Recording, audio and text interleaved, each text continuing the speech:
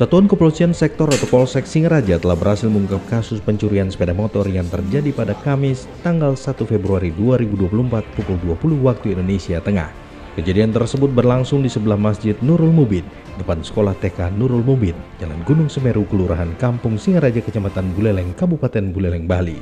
Kapolsek Singaraja Kompol Ikomeng Agus Sudarsana saat rilis pers pada Senin 19 Februari 2024 menjelaskan pelaku sebelumnya mengambil kunci sepeda motor yang menjadi target untuk dibawa kabur.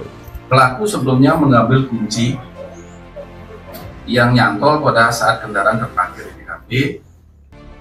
Kemudian pada tanggal 10 Februari 2024 dan pada saat saya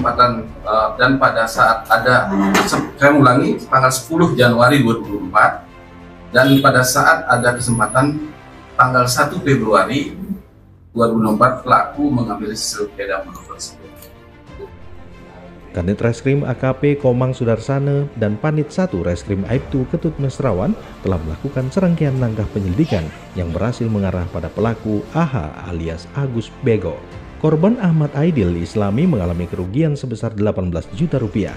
Tim Opsnal Unit Reskrim Polsek Singaraja kemudian berhasil mengamankan kendaraan sepeda motor jenis Honda Beat warna merah hitam DK6690 UBA yang sudah digadaikan kepada seseorang sebesar 5 juta rupiah.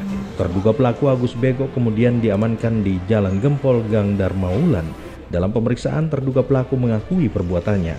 Pelaku dijerat dengan pasal tindak pidana pencurian sebagaimana diatur dalam pasal 362 KUHP dengan ancaman hukuman 5 tahun penjara.